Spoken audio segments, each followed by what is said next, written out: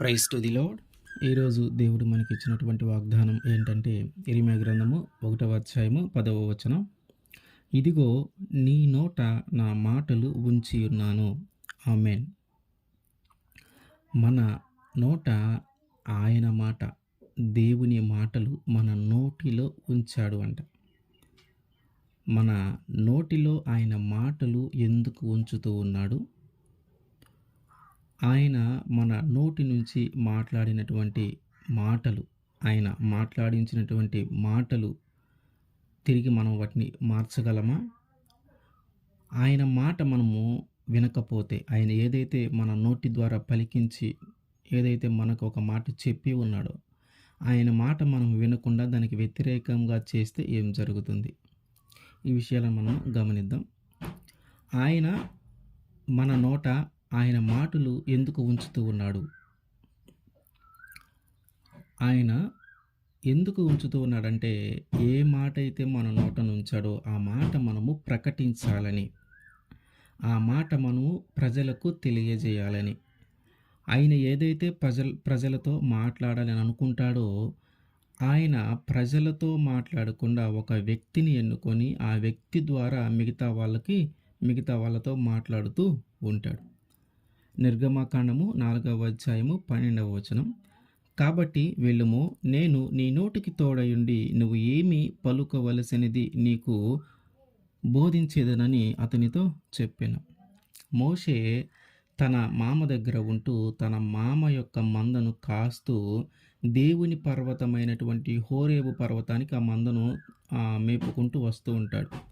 అయితే అక్కడికి వచ్చిన తర్వాత ఒక పొదలో ఒక అగ్ని కనిపిస్తుంది. ఒక పొదలో ఆ పొద మధ్యలో ఒక అగ్ని కనిపిస్తూ ఉంటుంది. అగ్ని బాగా మండుతూ ఉంటుంది, కానీ ఆ పొద మాత్రం కాలిపోకుండా అట్లానే ఉంటుంది. ఏంటి చాలా విచిత్రంగా ఉంది. అగ్ని అయితే బాగా మండుతూ ఉంది, మంట బాగా వస్తూ ఉంది, కానీ అది కాలిపోవటం లేదు. ఎందుకు? సాధారణంగా ఏదైనా అగ్ని మధ్యలో ఉంటే అది ఎట్లాంటి వస్తువైనా దాదాపుగా కాలిపోతుంది కదా. అదిగాక గడ్డి లాంటిది, ఒక చెట్టు లాంటిది, ఒక పొదే కదా.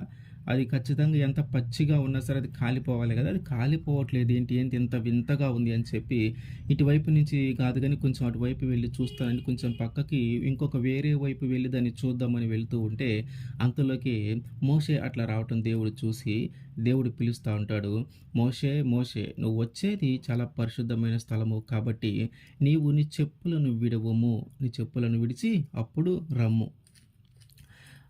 నువ్వు ఎప్పుడు ఆ చెప్పులు విడిచి దేవుడు రమ్మని చెప్తాడు. ఇంకా అప్పుడు మోషే అంటాడు, అసలు నువ్వు ఎవరయ్యా, నాతో నువ్వు మాట్లాడేది ఎవరు అని కూడా మోషే అడగడు. అక్కడ ఏం జరుగుతుందో మోషేకి తెలియలా, కానీ దేవుడే మాట్లాడుతూ ఉన్నాడు మోషేతో. ఏమని చెప్తావు? అప్పటికి మోషే అడగల, నువ్వు ఎవరు, నాతో మాట్లాడినటువంటి మీరు ఎవరు అని ఆయన అడగల మోషే. కానీ దేవుడు చెప్తా ఉన్నాడు, ఇదిగో నేను అని ఆయన గురించి ఆయన మోషేకి తెలియజేసుకుంటూ ఉన్నాడు. నేను నీ పితరుల దేవుడు అయినటువంటి అబ్రహాము దేవుడును, ఇస్సాకు దేవుడును, యాకోబు దేవుడను. వీరందరూ ఎవరినైతే పూజించారో ఆ దేవుని నేనే. ఇదిగో నీతో మాట్లాడుతున్నటువంటి దేవుని కూడా నేనే. ఇదిగో నా ప్రజలు ఐగుప్తులో ఉన్నటువంటి ఈ ప్రజలు ఎంతగానో బాధపడుతూ ఉన్నారు, ఎంతగానో శ్రమలు అనుభవిస్తూ ఉన్నారు. వారి పనులను బట్టి, వారి వెట్టి చాకిరిని బట్టి వారు పెట్టే మొర నా దాకా వినిపిస్తూ ఉంది. కాబట్టి నేను మీ యొక్క పితరులకు నేను వాగ్దానం చేశాను, వారిని పాలు తేనెలు ప్రవహించే దేశానికి నడిపిస్తానని. కాబట్టి ఆ వాగ్దానాన్ని ప్రజలు పెడుతున్నటువంటి మొరను నేను ఆలకించి వారిని ఐగుప్తు దేశం నుంచి విడిపించి పాలు తేనెలు ప్రవహించే దేశానికి నేను తీసుకొని వెళతాను. అయితే ఇవన్నీ నీ ద్వారా జరగాలి. కాబట్టి నీవు ప్రజల దగ్గరికి వెళ్ళి మాట్లాడు, ఇదిగో దేవుడు నాతో మాట్లాడాడు, ఇదిగో మిమ్మల్ని అందరినీ ఐగుప్తు దేశం నుంచి విడిపించి కానాను దేశానికి తీసుకొని వెళ్తాడు అని నాతో చెప్పాడు అని చెప్పు అని దేవుడు చెప్తాడు. అప్పుడు మోషే అంటాడు, అయ్యా మరి వాళ్ళు నన్ను నమ్మరేమో అని అంటాడు. అట్లాగే వాళ్ళు నీ పేరు ఏంటి అని అడిగితే ఇదిగో ఉన్నవాడను అనువాడను, ఇదిగో మీ పితరుల దేవుడను అని వారికి చెప్పమంటాడు. ఆ తర్వాత మళ్ళీ మాట్లాడుతూ ఉంటాడు దేవుడు, అట్లాగే నువ్వు ఫరో దగ్గరకు కూడా వెళ్ళవలసి ఉంటుంది. ఫరో అంటే ఐగుప్తుకి రాజు. ఆ ఫరో దగ్గరకు కూడా వెళ్ళి, ఇదిగో మా దేవుడు, మేము పూజించేటటువంటి మా దేవుడు ఇదిగో మమ్మల్ని ఐగుప్తు దేశం నుంచి తీసుకొని కానాను దేశానికి నడిపించబోతూ ఉన్నాడు అని ఆయన దగ్గరకు కూడా నా దేవుడు నాతో మాట్లాడాడు మా దేవుడి దర్శనం మాకయిందని ఆయనతో గూడా మాట్లాడు అంటే, ఆయన అంటాడు, "అయ్యా ఫరోతో నేనెట్లా మాట్లాడగలను? ఫరోతో నేనెట్లా ఈ ప్రజలకి చెప్పమంటేనే నాకు నాలుక సరిగ్గా ఉండదు. నేను సరిగ్గా మాట్లాడలేను. అంత చాకచక్యంగా మాట్లాడలేను. కాబట్టి ఈ ప్రజలకు చెప్పటమే అంతంత మాత్రమైతే ఫరో దగ్గరికెళ్ళి నేనేం చెప్పగలను? నేనేం చెప్పలేను" అన్నట్టుగా మాట్లాడుతూ ఉంటాడు. అయితే దేవుడంటాడు, "ఫరో నమ్మకపోతే నువ్వేం చేస్తావంటే మొత్తం 3 సూచక క్రియలు చేస్తాడు." అదేంటంటే మొదట ఒక నీ చేతిలో ఉన్నటువంటి కర్రను కింద పడేయి. అది ఒక పాముగా మారుతుంది. ఆ పాముగా ఉన్నటువంటి దాన్ని తోకను పట్టుకో తిరిగి అది కర్రగా మారుతుంది. ఆ సూచక క్రియ చేసినప్పుడు అవును నిజంగా ఇతనితో దేవుడు మాట్లాడాడు. కాబట్టి వాళ్ళ ప్రజలను పోనిద్దామని ఫరో అనుకుంటాడు అని చెప్తాడు.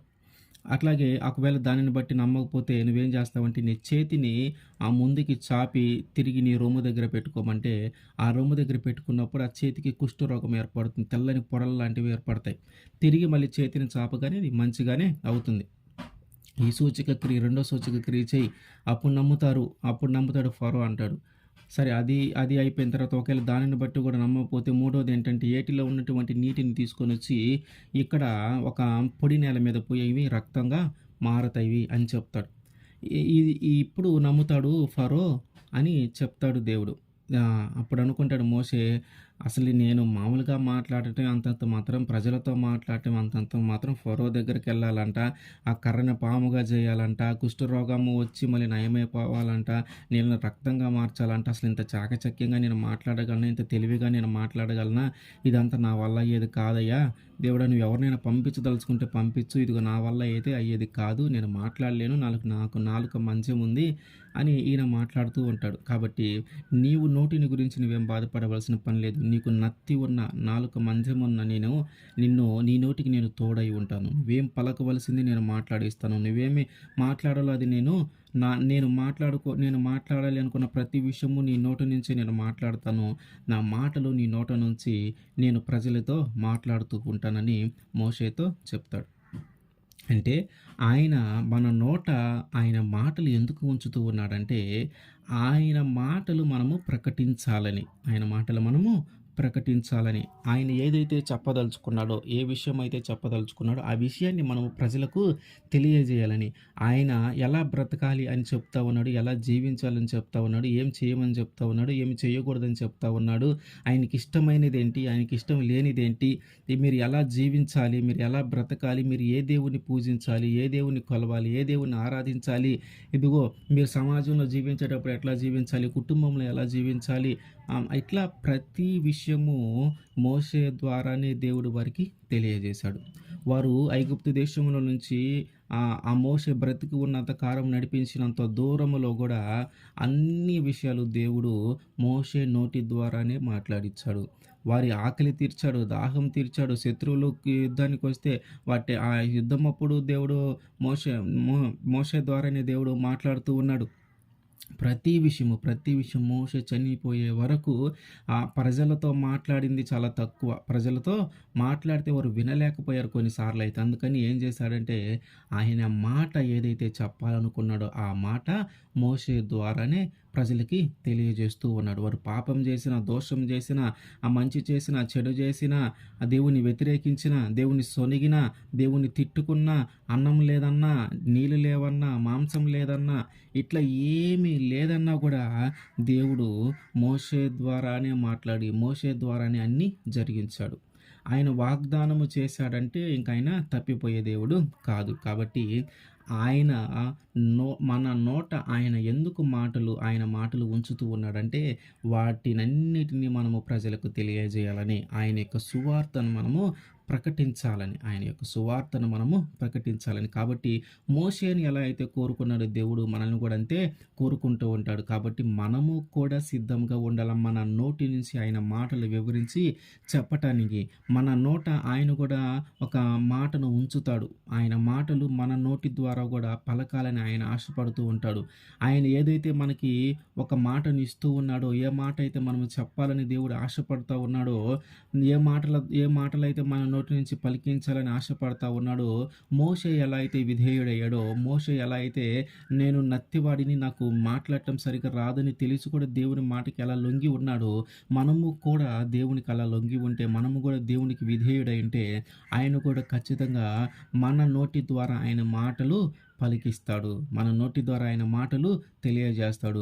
ఆయన ఏ మాటలైతే మన నోటిలో ఉంచుతూ ఉన్నాడో, ఆ మాటలన్నిటిని మనం ప్రజలకు తెలియజేసేలాగా, ఆ మాటలను బట్టి వారు ప్రవర్తన మార్చుకునేలాగా, ఆ మాటలను బట్టి వాళ్ళ ఆలోచన విధానాన్ని మార్చుకునేలాగా, ఆ మాటలను బట్టి ఎవరు నిజమైన దేవుడు, ఎవరు నిజంగా దేవుడు కాదు అనేది వారు తెలుసుకునేలాగా దేవుడు చేస్తాడు. అయితే మనము కూడా ఆయన మాట వినటానికి సిద్ధంగా ఉండాలి. ఆయన మాటకు మనము విధేయుడమై ఉండాలి. ఆయన్ని మనము ఎదురు ఎదురు చెప్పకూడదు, ఆయనకి ఎదురు తిరగకూడదు. ఆయనకి మోషే ఎక్కడ కూడా ఎదురు తిరగల.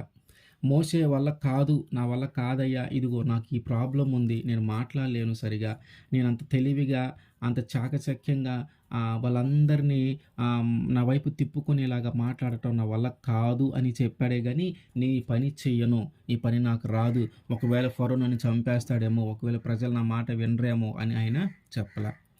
కాబట్టి మనము కూడా ఏం చేయాలంటే, ఆయన ఏ మాట అయితే మన ద్వారా పలికించాలనుకుంటున్నాడో, ఏ మాటలైతే మన ద్వారా చెప్పాలని అనుకుంటా ఉన్నాడో, ఆ మాటలన్నీ మనము చెప్పటానికి మనం సిద్ధంగా ఉండాలి. మనము ఆయనకి విధేయులమై ఉండాలి. అయితే ఆయన ఒక మాట ఇచ్చిన తర్వాత, లేదు ఆయన ఒక మాట మన నోటి నుంచి పలికించిన తర్వాత, ఇదిగో నీకు ఇట్లా జరగబోతుందని కానీ, లేదా ఇదిగో ఇట్లా జరగబోతుందని దేవుడు మనకి మన నోటి ద్వారా పలికించిన మాట తిరిగి మనము మార్చగలమా? దేవుడు మన నోటి నుంచి ఒక మాట మాట్లాడించాడు. దేవుడు మన నోటి నుంచి ఒక మాట మాట్లాడించాడు. అయితే మన సొంత తెలివితో, మన సొంత జ్ఞానంతో ఆ మాటని మనము మార్చగలమా? లేదు, ఇట్లా జరుగుతుందనే దేవుడు చెప్తే అట్లా జరగకుండా మన తెలివితో, మన జ్ఞానంతో దానిని మనమే మార్చగలమా అంటే అది అసాధ్యమైనది. దేవుడు ఒకసారి మాట ఇచ్చాడంటే అది ఖచ్చితంగా జరుగుతుంది. నువ్వెన్ని ప్రయత్నాలు చేసినా కూడా దేవుడు నీ నోటి నుంచి మాట్లాడించినటువంటి మాటను మార్చటము నీ వల్ల కాదు. సంఖ్యాకాండము 23వ అధ్యాయము 5వ వచనం. యెహోవా ఒక మాట బిలాము నోట ఉంచి, నీవు బాలాకు నొద్దకు తిరిగి వెళ్ళి ఇట్లు చెప్పుమనెను. ఇజ్రాయేలీలు మోయాబు దేశానికి వచ్చినప్పుడు, అంటే ఐగుప్తు దేశం నుంచి నడిపించుకుంటూ ఆ మోయాబు మైదానానికి వచ్చేసరికి, ఆ మోయాబు దేశాన్ని పరిపాలించేటటువంటి రాజు ఎవరంటే బాలాకు. ఈ బాలాకు ఏం చేశాడంటే, ఈ ఇజ్రాయేలీలు వీళ్ళకంటే ముందు, అంటే మోయాబీయుల కంటే ముందు ఆమోరీయుల దేశం మీదుగా వచ్చారు. కాబట్టి ఆమోరీయులు వీరిని దేశం లోపలికి రానించినప్పుడు వారు ఆ దేశాన్ని ఎంతగా పాడు చేశారు, ఆ రాజుని ఎలా గెలిచారు, అక్కడున్న ప్రజలకి ఏం చేశారు, ఇవన్నీ చూసి వాళ్ళకి భయం కలిగింది. ఎవరికి? బాలాకుకి. అమ్మో, ఆమోరీయులు చేసినట్టుగానే మా యొక్క మోయాబీలకు కూడా చేస్తారేమోనని చాలా భయము కలిగింది. ఇజ్రాయేలీలేమో ఆ మోయాబు దేశం చుట్టూ, ఆ ప్రాంతము చుట్టూ అల్లుకొని అట్లా ఉన్నారు. ఆ రాజు ఏమైనా పర్మిషన్ ఇస్తాడేమో వెళ్దామని ఆ దేశంలో నుంచి. అయితే ఈయన ఏం చేశాడంటే, బాలాకు అక్కడ ఒక ప్రవక్త ఉన్నాడు, ఆయన పేరు బిలాము. ఆ బిలాము ప్రవక్త దగ్గరికి వెళ్ళి ఆయన తీసుకొని వచ్చి ఈ ప్రజలందరినీ శపించాలి, ఈ ప్రజలందరిని ఎప్పుడైతే శపిస్తాడో ఆయన, అప్పుడు నేను ఈ ప్రజల్ని జయించగలుగుతాను అని అనుకుంటాడు. ఆ మాట ఎందుకు అనుకుంటాడంటే, ఆయనకి తెలుసు బిలాము ఒక ప్రవక్త, బిలాము నోట నుంచి ఏదైతే వస్తుందో అది జరుగుతుంది అని. అంటే బిలాము శపించిన వారు శపించబడతారు, బిలాము దీవించబడిన వారు దీవించబడతారు, బిలాము చేత దీవించబడిన వారు దీవించబడతారు అనే విషయం బాలాకుకి తెలుసు. అందుకని బిలాము ఏం చేస్తాడంటే, ఆ బాలాకు బిలాముని పిలిపించుకుంటానికి కొంతమందిని పంపిస్తాడు. కొంత ధనం ఇచ్చి, బాలాకు కొంత ధనం ఇచ్చి కొంతమందిని పెద్దల్ని పంపిస్తాడు బిలాముని తీసుకొని రమ్మని. అయితే బిలాము ఏం చేస్తాడంటే, ఆయన దగ్గరికి వీళ్ళందరూ వెళ్ళిన తర్వాత, దేవుడు నాతో ఏదైతే సెలవిస్తాడో, దేవుడు నాతో ఏదైతే మాట్లాడిస్తాడో, ఆయన ఏ మాట అయితే నా నోట ఉంచుతాడో అదే నేను మాట్లాడతాను. కాబట్టి మీరు ఇవాళ వచ్చారు కదా, దేవుడు ఇంకా నాతో మాట్లాడలేదు, దేవుడు ఇంకా నాకు చెప్పలేదు, కాబట్టి రాత్రి మీరు ఇక్కడే ఉండండి. ఒకవేళ దేవుడు నాతో మాట్లాడతాడేమో, ఒకవేళ దేవుడు నాతో మాట్లాడతాడేమో, ఆ మాటను బట్టి నేను మీతో మాట్లాడతాను. దానిని బట్టి వెళ్ళాలా వద్దా అనేది, నేను మీతో పాటు రావాలా వద్దా అనేది నేను నిర్ణయం తీసుకుంటాను అని బిలాము తన దగ్గరికి వచ్చిన వారితో మాట్లాడతాడు. అయితే వారు ఆ రాత్రి బిలాము దగ్గరే ఉంటే దేవుడు మాట్లాడతాడు. ఇదిగో నీ దగ్గరికి ఎవరు ఎవరు వచ్చారంటే ఆయన విషయం మొత్తం చెప్తాడు. ఇట్లా జరిగిందయ్యా, ఇట్లా జరిగింది. ఇట్లా బాలాకు నా దగ్గరికి పంపించాడు. ఎవరో ఐగుప్తు దేశం నుంచి కొంతమంది ప్రజలొచ్చారంట. ఈ దేశం చుట్టూ ముట్టడి వేసి ఉన్నారంట. ఆ భూమినంతా ఆక్రమించుకొని అంటే భూమి మీద ఎక్కువ మంది ఉన్నారంట. వాళ్ళని శపించమని ఇదిగో బాలాకు నా దగ్గరికి కొంతమందిని పంపించాడు అని చెప్తాడు. ఆ శపించమని బాలాకు చెప్పాడని చెప్తే దేవుడంటాడు, "నువ్వు వారిని శపించవద్దు. వారు ఆశీర్వదింపబడిన ప్రజలు. వారు ఆశీర్వదింపబడిన ప్రజలు. ఇజ్రాయేలీలు వాళ్ళు ఆశీర్వదింపబడిన ప్రజలు. నువ్వు వారిని శపించవద్దు. అట్లాగే నీవు వారితో పాటు వెళ్ళవద్దు. వారితో పాటు వెళ్ళవద్దు" అని చెప్తాడు. అయితే ఇంక బిలాము తెల్లారినాక వాళ్ళకి చెప్తాడు, "దేవుడు మీతో రావద్దని చెప్తా ఉన్నాడు కాబట్టి నేను రాను. మీరు వెళ్ళిపోండి" అంటే వీళ్ళందరూ తిరిగి బాలాకు దగ్గరికి వెళ్తారు. ఇదిగో బిలాము రానన్నాడు అని చెప్తే బాలాకు ఏం చేస్తాడంటే ఇంకా ఎక్కువ మందిని, ఇంకా ఎక్కువ ధనాన్ని, ఇంకా ఎక్కువ ఘనత కలిగేలాగా ఆ ధనం గాని, బంగారం గాని ఇట్లా ఎక్కువగా పంపించేసి "నువ్వు ఖచ్చితంగా రావాల్సిందే. నువ్వు రాకపోతే ఇంక నాకేం తోచట్లేదు. నేను వీళ్ళని జయించలేను. నువ్వు వచ్చి వాళ్ళని శపించాల్సిందే" అని ఇంకా ఎక్కువ ధనము, ఇంకా ఎక్కువ బంగారం, ఇంకా ఎక్కువ దుస్తులు ఆయన దగ్గరికి తీసుకొని ఇంకా ఎక్కువ మంది అధికారులనిచ్చి బిలాము దగ్గరికి పంపిస్తాడు.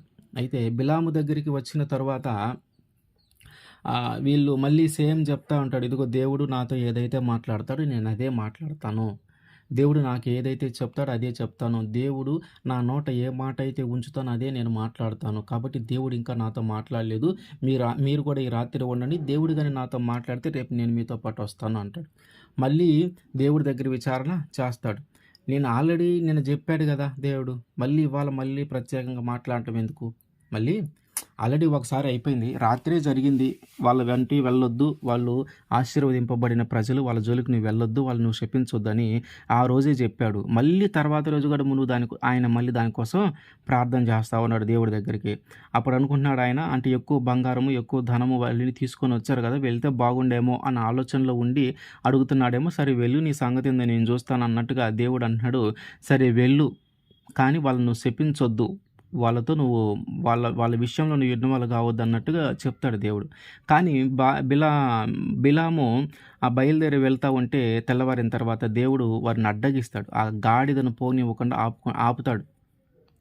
ఆ గాడిదను పోనివ్వకుండా ఆపి అప్పుడు ఒక మాట మాట్లాడతాడు. "నేను వెళ్ళవద్దు అని చెప్పాను. నువ్వు వెళ్తా ఉన్నావు.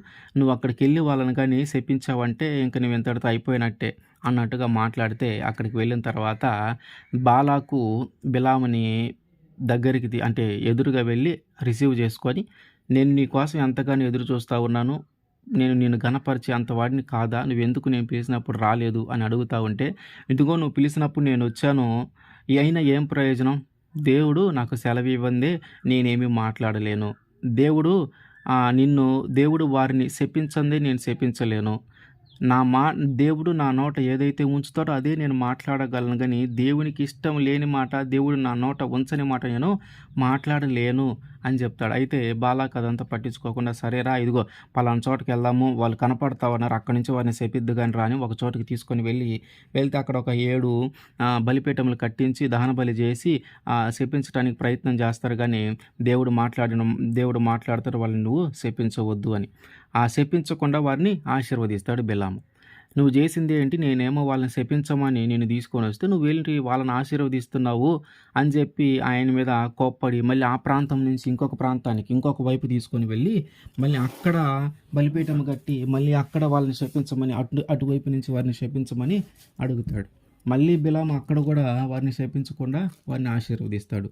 మళ్ళీ బాలాకు అంటాడు, నువ్వేదో వాళ్ళని శపిస్తావు, నేనేదో వాళ్ళని జయించాలని ఆశపడి నిన్ను పిలిపించుకుంటే నువ్వు ఇప్పుడు కూడా వాళ్ళని ఆశీర్వదించావు అని చెప్పి మళ్ళీ ఇంకొక ప్రదేశానికి ఇంకొక వైపు తీసుకొని వెళ్ళి అక్కడ కూడా ఈ బిలాము వారిని శపించకుండా ఆశీర్వదిస్తాడు. అప్పుడు ఇక బాలాకు బాగా కోపం వస్తది. నేను ఎంతో ప్రయాసపడి, ఎంతో ఇష్టపడి నువ్వు వారినేదో శపిస్తావని నేను నిన్ను పిలిపించుకొనొచ్చాను. నువ్వు శపించిన వారు శపించబడతారు. నువ్వు దీవించబడిన వారు దీవించబడతారని నాకు తెలిసే గదా! నేను నిన్ను పిలిపించుకున్నాను. కానీ నువ్వేం జేస్తున్నావంటే వారిని శపించకుండా వాళ్ళని ఏ కాడికి ఆశీర్వదిస్తున్నావు, ఏ కాడికి దీవిస్తూ ఉన్నావు. అంతకాడికి నేనెందుకు నిన్ను తెచ్చుకుందా అని ఆయన్ని తిట్టి ఆయన మీద కోప్పడతాడు. బిలాము మీద బాగా కోపమొస్తది. బిలాము మీద బాగా కోపమొచ్చేసి "నువ్విక్కడి నుంచి వెళ్ళిపో. అసలు నువ్విక్కడ ఉండొద్దు" అని చెప్పి బిలాముని అక్కడి నుంచి పంపిస్తాడు. అప్పుడు బిలాము అంటాడు, "నేనైతే వెళ్తున్నాను గానీ, అసలేం జరిగిద్దో నీకు తెలియలేదు. వాళ్ళు ఖచ్చితంగా నిన్ను జయించి వెళ్ళిపోతారు. వాళ్ళు ఆశీర్వదింపబడిన ప్రజలు. ఇదిగో నీవైతే నన్ను ఎంతగానో ఘనపరచాలని పిలిపించుకున్నావు గానీ, ఇదిగో నా మీద నువ్వెంత ఆశ పెట్టుకున్నావు గానీ, నేనేదో వాళ్ళని శపిస్తానని నువ్వు అనుకున్నావు గానీ, ఇదిగో నేనైతే వచ్చాను. నువ్విచ్చిన వాటన్నిటిని గురించి ఆశించి, నువ్వు ఎక్కువగా ధనాన్ని, బంగారాన్ని ఇవన్నీ నాకు తెచ్చి నాకివ్వటానికి నువ్వు ఇష్టపడ్డావు. వాటన్నిటిని బట్టి నేను గూడా వచ్చాను. కానీ నేనేం చేయగలను? నేను ఏమి చేయలేను. ఎందుకంటే వారు ఆశీర్వదింపబడిన ప్రజలని దేవుడు నాతో చెప్తా ఉన్నాడు. దేవుడు వారిని శపించవద్దు అని నాతో చెప్తా ఉన్నాడు. కాబట్టి దేవుడు శపించలేకుండా నేనెక్కడ శపించగలను? దేవుడు వారిని నాశనం చేయమని చెప్పకుండా నేనెక్కడ నాశనం చేయగలను? దేవుడు వారిని ఆశీర్వదించమనే చెప్తా ఉన్నాడు కాబట్టి నేను ఆశీర్వదిస్తూ ఉన్నాను. అంటే ఏంటంటే దేవుడు నా నోట ఒక మాట పలికించిన తరువాత వారిని ఆశీర్వదించమని చెప్పిన తర్వాత తిరిగి వారిని నేను శపించలేను. అంటే ఏంటి? దేవుడు బిలాము నోట నుంచి ఒక మాట పలికించాడు. అదేంటి? వారు ఆశీర్వదింపబడిన ప్రజలు వాళ్ళ జోలికి నువ్వు వెళ్ళొద్దు, వారిని శపించవద్దు అని చెప్పాడు. ఇక నేను ఆ మాటను నేను మార్చలేను. తిరిగి వాళ్ళని నేను శపించలేను. వారిని నేను శపించలేను. వారిని నేనేం చేయలేను. ఆయన మాటను నేను మీరలేను. ఆయన మాటను నేను మార్చలేను. ఆయన ఏదైతే మాట్లాడాడో అదే జరుగుతుంది. నేను తిరిగి దాన్ని మార్చలేను అని బిలాము బాలాకుతో చెప్పి అక్కడి నుంచి వెళ్ళిపోతాడు. అంటే ఇక్కడ మనకు అర్థం కావాల్సిన విషయం ఏంటంటే, దేవుడు మన నోటి నుంచి ఒక శాపవచనమైన, ఒక ఆశీర్వాద వచనమైన రానిచ్చాడు అంటే, దానిని మార్చటం మన వల్ల కాదు. దానిని మార్చటము మన వల్ల కాదు. తిరిగి దానిని మార్చగలిగింది దేవుడే. తిరిగి దానిని మార్చగలిగింది దేవుడే. మనం అప్పుడప్పుడు ఆ పాస్టర్ గారు గానీ, లేకపోతే ఎవరైనా మనల్ని ఆశీర్వదించటము జరుగుతా ఉంటది. లేదంటే కొంతమంది మనల్ని తిడుతూ ఉంటారు. దైవజనులు ఎవరు శపించరనుకోండి. దైవజనులందరూ కూడా ప్రజలను ఆశీర్వదిస్తూనే ఉంటారు. కానీ ఎవరు శపించరు. కాబట్టి ఎవరు ఏదైనా ఒక దైవజనుడి నోటి నుంచి ఏదైనా ఒక మాట వచ్చిందంటే అది కేవలము దేవుడు పలికించిన మాటే అవుతుంది. ఆ మాటను మార్చటము, ఆ మాటను మనము మార్చలేం. మన వల్ల అయ్యేది కాదు. మరి దేవుడు మనం మన నోటి నుంచి ఇంత గొప్ప మాటలు మాట్లాడిస్తూ ఉంటే, దేవుడు మన నోటి నుంచి ఇంత గొప్ప మాటలు మాట్లాడిస్తూ ఉంటే, మన నోటి నుంచి ఏదైతే మాట్లాడతామో అది ఖచ్చితంగా జరిగేలాగా దేవుడు చేస్తా ఉన్నాడు.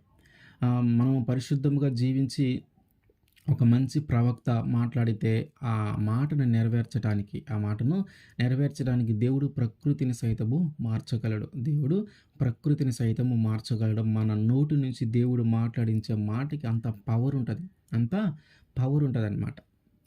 కాబట్టి అంత పరిశుద్ధమైన మాటలు, అంత గొప్ప మాటలు దేవుడు మన నోట ఉంచి మాట్లాడించటానికి ప్రయత్నం చేస్తూ ఉంటే, మరి అట్లాంటి మాటలు రిసీవ్ చేసుకోవటానికి మన నోరు ఎట్లా ఉంది? మన నోరు ఎట్లాంటి మాటలు మాట్లాడుతూ ఉంది? ఆయన మాటలు అందిపుచ్చుకునే అంత అర్హత మనం కలిగి ఉన్నామా? ఆయన మాటలు మన నోటిన ఉండటానికి మన నోరు ఎంత పరిశుద్ధంగా మనం ఉంచుకోగలుగుతూ ఉన్నామా లేదా అనేది మనము ఆలోచన చేసుకోవాలి. మన నోరు మనం ఎట్లా ఉపయోగిస్తున్నాం నోరు? కీర్తనల గ్రంథము 55వ కీర్తన 21వ వచనం. వారి నోటి మాటలు వెన్నవలే మృదువుగానున్నవి, అయితే వారి హృదయములలో కలహమున్నది. వారి మాటలు చమురు కంటే నునుపైనవి, అయితే అవి వరదీసిన కత్తులే. కొంతమంది మాట్లాడే మాటలంట వెన్నవలే మృదువుగా ఉంటాయంట. ఇక ఆ టైంలో వాళ్ళు మాట్లాడుతుంటే మనకి ఎట్లా ఉంటుందంటే, ఇక వీళ్ళు తప్ప మనల్ని అర్థం చేసుకునే వాళ్ళు లేరు. వీళ్ళే మనల్ని అర్థం చేసుకోగలిగిన వాళ్ళు. వీళ్ళు తప్ప ఇంకెవ్వరు మనకు అవసరం లేదు అని అంతగా మనకు అనిపిస్తుంది. కానీ వారి హృదయంలోనంట కలహము, కోపము, ద్వేషం ఉంటుందంట. మనతో చాలా మంచిగా మాట్లాడేవాడే మన నాశనాన్ని లోపల కోరుకుంటూ ఉంటాడు. మనం బాగుండాలని మనతో మంచిగా చెప్పేవాడు, మృదువుగా చెప్పేవాడు, వాని యొక్క హృదయంలో వీడు తొందరగా నాశనం అయితే బాగుండు. వీడింత అవ్వటం నాకిష్టం లేదు. వీడిట్లా అవ్వటం, ఇంత సంపాదించుకుంటున్నాడు, ఇంత మంచిగా ఉంటున్నాడు అనే ఒక కోపము, ఒక కలహము ఉంటదంట మనసులో. అందుకని వారి యొక్క మాట్లాడేది ఎట్ట ఉంటదంటే నూనె కంటే మృదువుగా, మెత్తగా ఉంటదంట. కానీ వారి మాట వరదీసిన కత్తులే. అంటే వరలో తీసినటువంటి కత్తి. కత్తి వరలో ఉన్నంత కాలం అది ఏమీ పని చేయకుండా స్తబ్దంగా ఉంటది. కానీ ఎప్పుడైతే కత్తి వరలో నుంచి తీసామో ఇక యుద్ధమే. ఇక యుద్ధమే. అంటే ఆ కత్తి వల్ల ఎంత బాధ కలుగుతుందో, ఆ కత్తి గాని ఒంటికి తగిలితే ఎంత బాధ కలుగుతుందో, ఆ మాట్లాడే మాటలు కూడా మనిషికి అంత బాధ కలిగించేలాగా మాట్లాడుతూ ఉంటారంట ప్రజలు.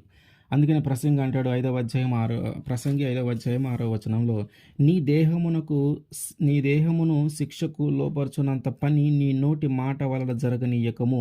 అది పొరపాటు చేత జరిగినని దూత ఎదుట చెప్పకము. నీ మాట వలన దేవునికి కోపము పుట్టించి నీవేళ నీ నీ కష్టమును వ్యర్థపరుచుకొనిదవు. మన నోటి మాట వలన మన దేహానికి శిక్ష రాకూడదంట. అంతే కదా, మనము మాట్లాడేది నోరైనా దెబ్బలు మాత్రం శరీరానికి తగులుతాయి. మనము తొందరపడి మాట్లాడినా, తొందరపడి తిట్టినా, ఆవేశంగా మాట్లాడినా, కోపంగా మాట్లాడినా ఆ మాటల యొక్క ప్రతిఫలము శరీరానికి తగులుతుంది దెబ్బ. శరీరం మీద కొడతారు. కాబట్టి మన నోటి మాటను మనం జాగ్రత్తగా ఉంచుకోవాలి. అట్లాగే ఇంకో మాట ఏం మాట్లాడుతున్నారంటే అందులో, ఒక మాట మాట్లాడిన తర్వాత, ఒక మాట అనిన తర్వాత నేనేదో పొరపాటున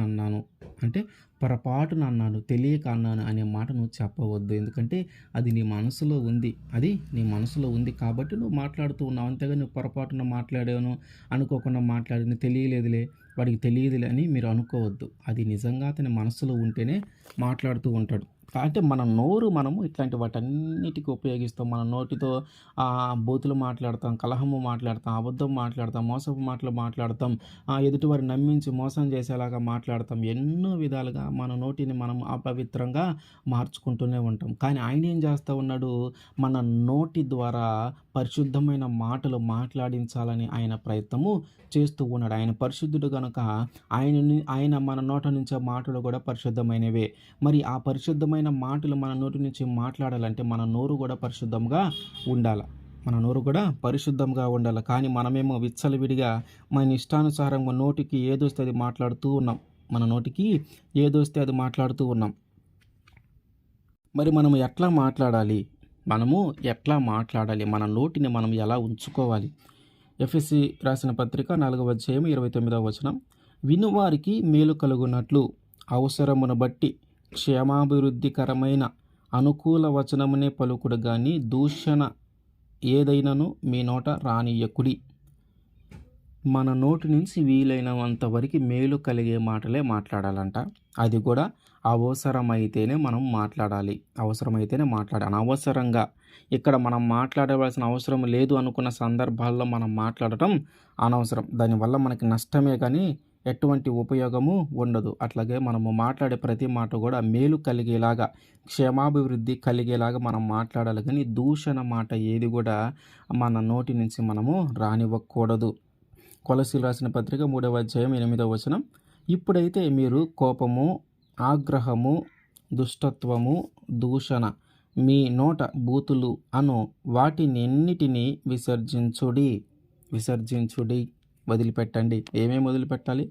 మన నోటి నుంచి మాట్లాడే కోపంగా మాట్లాడేది కానీ, ఆగ్రహంగా మాట్లాడేది కానీ, దుష్టత్వము గురించి మాట్లాడేది కానీ, దూషణ మాటలు మాట్లాడేది కానీ, బూతులు మాట్లాడేది కానీ, వీటన్నిటినంట మన నోటి నుంచి మనము విసర్జించాలి. వాటన్నిటిని మన నోటి నుంచి మనము మాట్లాడకూడదు. ఎందుకంటే మన నోటిని పరిశుద్ధంగా ఉంచుకున్నప్పుడే దేవుడు పరిశుద్ధమైన మాటలు మన నోటి నుంచి మాట్లాడించగలుగుతాడు. అంతేగాని నీ నోటికి అట్లా వస్తే అట్లా మాట్లాడి, బూతులు మాట్లాడి, తిట్టి, కోపంతో మాట్లాడే నీ నోటిని బట్టి ఆయన మాట్లాడాలా అనేది ఒకసారి ఆలోచించాలి. ఆయన మాట్లాడతాడా? నీ నోటిని నువ్వు ఎట్లా పడితే అట్లా ఉపయోగించుకుంటూ పోతే, ఇష్టానుసారంగా నువ్వు మాట్లాడుకుంటూ పోతే, ఏ మాట ఎవరిని అంటున్నావు వయసును బట్టి గానీ, తల్లి అవుతుందా? చెల్లి అవుతుందా? అన్న అవుతాడా? తమ్ముడు అవుతాడా? సొంత వాళ్ళు అవుతారా? బయట వాళ్ళు అవుతారా? ఇట్లా ఏమీ తెలియకుండా ఎవరిని ఏం మాట అనాలో మాట్లాడకుండా, నోరు కుదరకుండా నీ ఇష్టానుసారంగా మాట్లాడుకుంటూ వెళితే, నీ నోరు అపవిత్రమవుతుందే గానీ పరిశుద్ధముగా ఉండదు. నీ నోరు ఎప్పుడైతే పరిశుద్ధముగా ఉంటదో అప్పుడు ఆయన పరిశుద్ధుడు కాబట్టి, ఆయన మాట్లాడే మాటలు పరిశుద్ధము కాబట్టి, ఆ పరిశుద్ధమైన మాటలు నీ నోట ఉంచబడేది ఎప్పుడంటే, నీ నోరు కూడా పరిశుద్ధంగా ఉంచినప్పుడే. నీ నోరు కూడా పరిశుద్ధంగా ఉంచినప్పుడే. అయితే ఆయన ఆయన ఏదైనా ఒక మాట మన నోటి నుంచి మాట్లాడించినప్పుడు, ఆయన ఏదైనా ఒక పని మనల్ని చేయమనినప్పుడు, ఆ మాట మనము వినకుండా దానికి వ్యతిరేకంగా చేస్తే ఏం జరుగుతుంది? ఆయన మాట మనం వినకుండా వ్యతిరేకంగా చేస్తే ఏం జరుగుతుంది? ఇప్పుడు దేవుడు మనకు ఒక పని అప్పజెప్పాడు. ఇదిగో నువ్వు ఈ పని చెయ్యి, లేదా నువ్వు ఇట్లా ఉండు, ఇదిగో నువ్వు పలానా చోటకెళ్తున్నావు కాబట్టి ఈ జాగ్రత్తలు పాటించు, ఈ జాగ్రత్తలు పాటించు అని దేవుడు ఆయన మాటలు మనకి తెలియజేసినప్పుడు, మనము దానిని అనుసరించినప్పుడు మనకేం జరుగుతుంది? 1 రాజుల గ్రంథము 13వ అధ్యాయం 22వ వచనం. ఆయన సెలవిచ్చిన నోటి మాట మీద తిరుగబడి నీవు వెనుకకు వచ్చి నీవు అచ్చట అన్నపానములు పుచ్చుకొనవలదని ఆయన సెలవిచ్చిన స్థలమున భోజనము చేసి ఉన్నావు గనుక నీ కళేబరమును నీ పితరుల సమాధికి రాకపోవునని ఎలుగెత్తి చెప్పెను. పితరుల సమాధిలోనికి మన యొక్క కళేబరం అంటే మన యొక్క శవము చేర్చబడకపోవటం ఒక అవమానముగా భావించేవారు ఆ రోజుల్లో. మన యొక్క పితరులు ఎక్కడ అయితే సమాధి చేయబడ్డారో అదే సమాధిలోకి మనము వెళ్ళగలగాలి. అదే సమాధిలోకి మన యొక్క శరీరాన్ని చనిపోయిన తర్వాత ఆ సమాధిలోకి కానీ తీసుకుని వెళితే అది ఒక గౌరవంగా భావించేవారు. అందుకనే యాకోబు ఎక్కడ ఐగుప్తు దేశంలో యోసేపు దగ్గర ఉన్నప్పుడు చనిపోతే ఆయన యొక్క ఎముకలనైనా సరే తిరిగి తీసుకొచ్చి ఇస్సాకు చనిపోయిన దగ్గరికి తీసుకొని వచ్చి అక్కడ ఉంచమని యాకోబు కోరుకుంటాడు. అంటే మన పితరులు ఎవరైతే ఉన్నారో వారు మంచిగా బ్రతికి దేవుని ద్వారా ఆశీర్వదింపబడిన వారుగా ఉండి వారు సమాధి చేయబడినటువంటి ప్రాంతములోనే ఆ ప్రాంతంలోనే మనము కూడా సమాధి చేయబడితే అది ఒక గౌరవంలాగా భావించేవారు. కానీ ఇక్కడ ఏమంటున్నాడు? ఆయన మాట వినకుండా ఉంటే ఆ సమాధిలోకి నువ్వు చేర్చబడవు. అయితే ఒక దైవజనుడు యూదా దేశము నుండి బేతేలునకు వచ్చాడు. యూదా దేశము నుండి బేతేలు దేశమునికి వచ్చాడు. అక్కడ యెరోబాము ఒక రాజుగా ఉన్నాడనమాట. యెరోబాము ఒక రాజుగా ఉండి ఒక బలిపీఠము కట్టి ఆ బలిపీఠము మీద ఆ బలులు అర్పిస్తూ ఉన్నాడు. అయితే ఆయన ఆ బలిపీఠమును చూసి ఆ ప్రవక్త ఈ బలిపీఠము కొన్ని రోజులకు పగిలిపోయిద్ది, ఎందుకంటే ఈ బలిపీఠం మీద మనిషి శల్యమును కూడా ఈయన అర్పిస్తూ ఉన్నాడు. అయితే ఒక్కసారైనా ఆ బలిపీఠము గురించి ఆయన ఒక మాట మాట్లాడుతూ ఉంటాడు. అదేంటంటే 13:2 ఉంది. ఆ దైవజనుడు యెహోవా ఆజ్ఞ చేత బలిపీఠమునకు ఈ మాట ప్రకటన చేశాను. బలిపీఠమా యెహోవా సెలవిచ్చినదేమనగా, దావీదు సంతతిలో యోషియా అనునొక శిశువు పుట్టును, నీ మీద ధూపము వేసిన ఉన్నత స్థలము యొక్క యాజకులను అతడు నీ మీద అర్పించును. అతడు మనుష్య శల్యములను నీ మీద దహనము చేయును. ఈ బలిపీఠము బద్దలైపోయి దాని మీదనున్న బుగ్గి ఒలికిపోవుట యెహోవా ఇచ్చు సూచన అని చెప్పి ఆ దినమున ఆ ప్రవక్త సూచన ఒకటి చెప్పెను. ఏంటంటే ఆ బలిపీఠము మీద యాజకులను ఆయన దహన బలి ఇవ్వబోతూ ఉన్నాడు కాబట్టి ఆ బలిపీఠం అంతా పడిపోతుంది అని యెరోబాముకి ఈ దైవజనుడు చెప్తా ఉన్నాడు, ఈ ప్రవక్త. అయితే ఆ మాట ఆయన చెప్పాడని ఆ ప్రవక్తను పట్టుకొని చంపాలని ఆయన ప్రయత్నం చేసేటప్పుడు ఆయన పట్టుకోండి అని చెప్పడానికి చెయ్యి చాపుతాడనమాట. వెంటనే ఆ చెయ్యి అట్లాగే వెండిపోతుంది. ఆ చెయ్యి అట్లాగే ఎండిపోతే అప్పుడు ఆయన మళ్ళీ ఆ దైవజనుని పిలిపించుకొని నా చెయ్యి మళ్ళీ బాగా అయ్యేలాగా ప్రార్థన చెయ్యి, నేను నేనేం చెయ్యను అని చెప్పి దేవుని వేడుకోమంటే దేవుని వేడుకుని తరువాత ఆ రాజు యొక్క చెయ్యి మళ్ళీ మామూలుగా ఉంటుంది. కాబట్టి ఆయన అప్పుడు రాజు ఏం చేస్తాడంటే, సరే నాకు ఇంత మేలు చేసావు కదా, ఇదిగో ఈరోజు ఉండి అన్నపానములు పుచ్చుకొని రేపు నువ్వు ప్రశాంతంగా వెళ్ళొచ్చు అని ఆ రాజు అడుగుతాడు.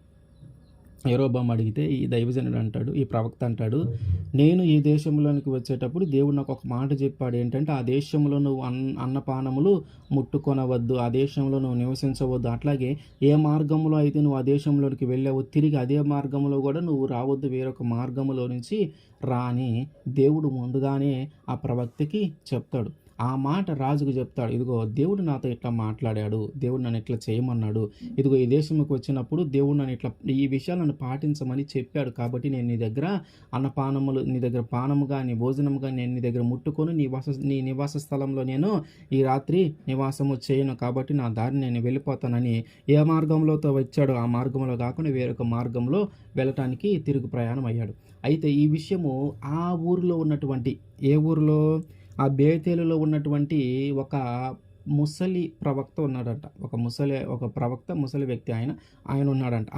ఆయన కుమారులు ఈయనకి చెప్పారు, ఆ ప్రవక్తకి, ముసలి ప్రవక్తకి చెప్పారు, ఇట్లా దైవజనుడు ఒక ఆయన వచ్చాడు, ఆయన రాజుని ఆ బలిపీఠంతో ఇలా మాట్లాడాడు, రాజుని ఇలా చేశాడు, ఆయన చెయ్యి ఎండిపోయింది, తిరిగి బాగు చేశాడు, ఆయన ఉండమంటే ఉండకుండా వెళ్ళిపోయాడని ఈ ముసలి ప్రవక్తతో తన కొడుకులు చెప్తే, ఈ ప్రవక్త ఏం చేస్తాడంటే, సరే నేను పోయి అతన్ని పిలుచుకొని మన ఇంటిలో ఉండేలాగా మాట్లాడదాము, ఈ నైట్ ఇక్కడ ఉండేలాగా, ఈ రాత్రికి గడిపేలాగా మాట్లాడదామని చెప్పి ఆయన దగ్గరికి వెళ్తాడు. గాడిద మీద వెళ్తే ఆయన మస్తకి వృక్షం కింద ఆయన ఉంటాడు. ఆయన ఉంటే ఆ ప్రవక్త, ఈ ముసలి ప్రవక్త వెళ్ళి యూదా దేశం నుంచి వచ్చిన ప్రవక్తతో మాట్లాడుతూ ఉంటాడు. యూదా దేశం నుంచి వచ్చిన ప్రవక్తవు నీవేనా అని అంటే, అవునయ్యా నేనే. అంటే, ఇదిగో నేను కూడా నీలాంటి ప్రవక్తనే, కాబట్టి ఈరోజు మా ఇంటి దగ్గరికి వచ్చి అన్నపానములు పుచ్చుకొని అక్కడ ఈరోజు నివాసం చెయ్యి, రేపు వెళ్దుకని అని చెప్తాడు. మళ్ళీ యూదా దేశం నుంచి వచ్చినటువంటి ప్రవక్త మళ్ళీ చెప్తాడు రాజుకు చెప్పినట్టు, ఇదిగో ఈ దేశంలో అన్నపానములు చేయవద్దని, నివాసము చేయొద్దని దేవుడు నాకు ముందుగానే చెప్పాడు, కాబట్టి నేను రాను అని చెప్తాడు.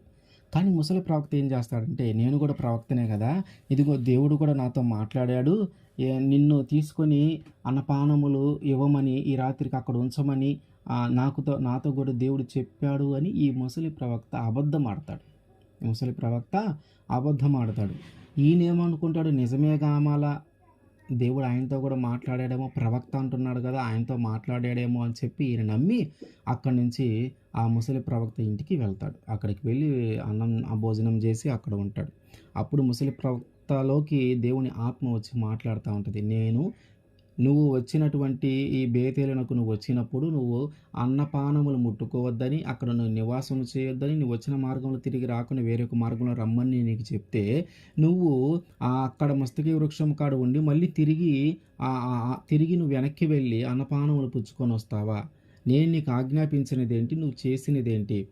నేను నీకు ఆజ్ఞాపించినదేంటి, నేను నీకు చేసినదేంటి, నువ్వు చేసినదేంటి అని చెప్పి ఆయన్ని శపిస్తాడు. ఏమని? ఇదిగో నీ పితరుల సమాధులకి నువ్వు చేర్చబడవు, అంటే నీ శవము ఒక అనాథ శవములాగా ఉండిపోతుంది అని చెప్పి ఆయన శపిస్తాడు. అప్పుడు ఇక ఇద్దరు అయిపోయిన తర్వాత, భోజనం అయిపోయిన తర్వాత, ఆయన ఈ యూదా దేశం నుంచి వచ్చిన ప్రవక్త తన దారిని వెళ్ళిపోతూ ఉన్నప్పుడు ఒక సింహం వచ్చి ఆయన్ని చంపేస్తుంది. ఒక సింహం వచ్చి ఆయన చంపేసిన తర్వాత ఆ సింహం అక్కడే ఉంటుంది. ఈయనేమో ఒక గాడిద మీద వెళ్తాడు అక్కడికి. ఒక గాడిద మీద ప్రయాణం చేస్తూ ఉంటే, ఆ ముసలి ప్రవక్త ఇంటి దగ్గర నుంచి ఒక గాడిద నెక్కి ప్రయాణం చేస్తూ ఉంటే మధ్యలో ఒక సింహం వచ్చి ఆయన్ని చంపేస్తుంది. ఆ సింహం అక్కడే ఉంటుంది, ఆ గాడిద అక్కడే ఉంటుంది. ఆ సింహము ఆ గాడిదను చంపదు, ఈ చంపినటువంటి ఈ మనిషిని తినదు. ఆ రెండు అట్లానే ఉంటాయి. ఉంటే పోయేవాళ్ళు చూస్తూ ఉన్నారు. విచిత్రంగా ఉంది అది కూడా వాళ్ళకి. తర్వాత ఈయన దేవుడు మాట వినకుండా వెనుతిరిగినటువంటి ఈ ప్రవక్త అని వాళ్ళు గుర్తుపట్టి ఆ ముసలి ప్రవక్త దగ్గరికి వెళ్ళి, నీ ఇంటికి వచ్చాడు కదా, ఆయన ఇట్లా చనిపోయి ఉన్నాడు రోడ్డు మీద అంటే, ఈ ముసలి ప్రవక్త వచ్చి తీసుకొని వెళ్తాడు. అంటే దేవుడు మన నోట నుంచి ఒక మాట మాట్లాడించిన తర్వాత, దానికి వ్యతిరేకంగా మనం తిరగకూడదు. దానికి ఎప్పుడైతే వ్యతిరేకంగా తిరుగుతామో అది మరణానికే దారితీస్తుంది. కాబట్టి దేవుడు మాట్లాడినటువంటి మాటకి మనం వ్యతిరేకంగా చేయకూడదు.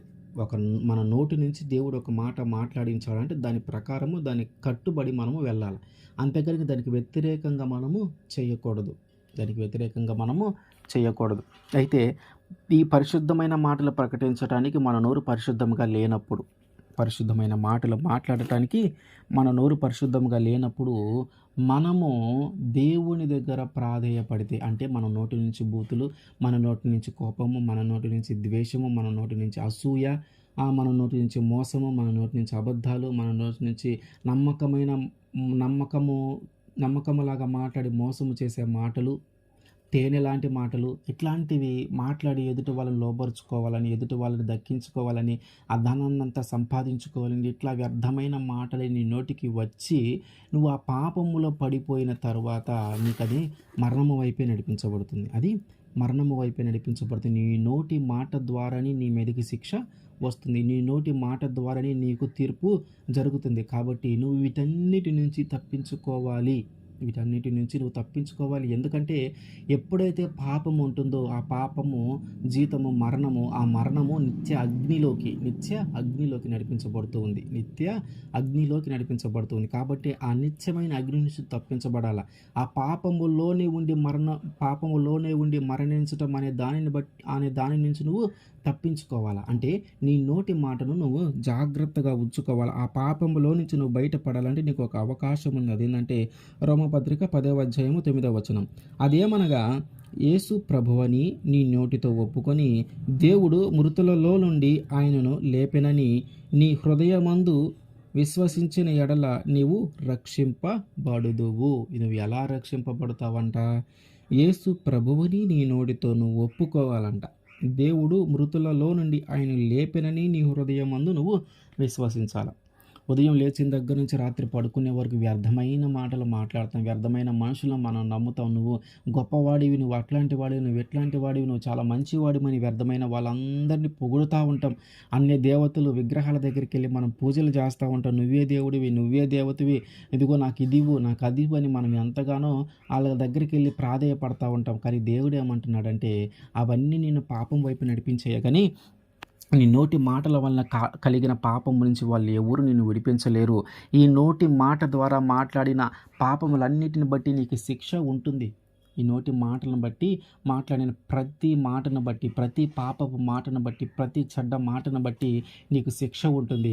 అయితే వీటన్నిటి నుంచి తప్పించబడాలంటే నీ నోటిలో నుంచి నువ్వేం చేయాలంటే, ఆయన నిజమైన దేవుడు, ఆయన తప్ప వేరొక దేవుడు లేడు అనే మాట నీ నోటి నుంచి మాట్లాడి నువ్వు దానిని అంగీకరించాలా. దానిని నువ్వు అంగీకరించాలి. ఈ మాట నువ్వు ఎప్పుడు మాట్లాడతావు అంటే, నువ్వు రక్షణ పొందుకున్నప్పుడు. ఈ మాటను నువ్వు రక్షణ పొందుకున్నప్పుడే మాట్లాడతావు. అంటే నీ నోటి మాట వలన కలిగినటువంటి పాపము నుంచి విడిపించబడాలంటే నువ్వు రక్షణ పొందుకోవాలి. నువ్వు రక్షణ ఎప్పుడు పొందుకుంటావు? నీ నోటి నుంచి ఆయనే నిజమైన దేవుడు, ఆయన తప్ప వేరొక దేవుడు లేడు, ఆయన చనిపోయి తిరిగి లేచాడు, ఆయన యేసు ప్రభువు, ఆయన నా పాపముల నిమిత్తము రక్తాన్ని కార్చాడు, ఆయన నా పాపముల నిమిత్తము ఆయన సిలువనెక్కాడనే విషయము నువ్వు గ్రహించినప్పుడు, అనే విషయము నీ నోటి నుంచి నువ్వు ఒప్పుకున్నప్పుడు నువ్వు రక్షింపబడతావు వాటన్నిటి నుంచి. కాబట్టి ఇప్పటిదాకా మనం ఏదైనా నోటితో మనము పాపం చేసి ఉంటే, మన నోటితో మనము ద్వేషపు మాటలు, అసూయ మాటలు, మోసపు మాటలు, బూతులు, వ్యర్థమైన ప్రసంగాలు, వ్యర్థమైన మాటలు, లాలన మాటలు, ఇట్లాంటివి ఏవైనా మాట్లాడి ఉంటే ఎక్కడి నుంచైనా వాటన్నిటి పాపము మన మీద రాకుండా, వాటన్నిటి శిక్ష మన మీదకి రాకుండా మనము చేయవలసింది ఏంటంటే, మనం రక్షణ పొందుకొని ఆయనే నిజమైన దేవుడు, ఆయన తప్ప వేరొక దేవుడు లేడు, ఆయన యేసు ప్రభు, ఆయన నా కోసము మరణించాడు, తిరిగి లేచాడనే విషయము మన నోటి నుంచి మనం ఒప్పుకున్నప్పుడు మనము రక్షింపబడతాము. కాబట్టి మన నోట ఆయన మాట ఉంచాలని ఆశపడతా ఉన్నాడు. ఆయన పరిశుద్ధుడు కాబట్టి ఆయన మాట్లాడే మాటలు కూడా పరిశుద్ధమైన మాటలే. అంతటి పరిశుద్ధమైన మాటలు మన నోటన ఆయన ఉంచాలి అంటే మనము కూడా పరిశుద్ధంగా ఉండాలి. మన నోట ఎందుకు ఆయన మాటలు ఉంచుతూ ఉన్నాడంటే, ఆయన మాటలు మనము ప్రకటించాలని, ఆయన మాటలు మనము వివరించి చెప్పాలని. అట్లాగే ఆయన మాట్లాడినటువంటి మాటను మనము మార్చలేము. ఆయన మాట్లాడినటువంటి మాటను మనము మార్చలేము. ఆయన ఆశీర్వాదం ఇచ్చాడంటే దానిని శాపంగా మనం మార్చలేము. ఆయన శపించాడంటే దాన్ని ఆశీర్వాదంగా మనము మార్చలేము. అట్లాగే ఆయన ఏదైతే మాట ఇచ్చాడో, ఏదైతే చేయమని చెప్తా ఉన్నాడో అది నువ్వు చేయనప్పుడు దానివల్ల నీకు కలిగేది మరణమే. కాబట్టి ఆయన మాటను మనము ధిక్కరించుకొని ఆయన మాటకు మనకు వ్యతిరేకంగా ఉండకుండా ఆయన మాటలు మనం ప్రకటించటానికి మన నోటిని కూడా మనం పరిశుద్ధంగా మార్చుకోవాలి. ఆమేన్.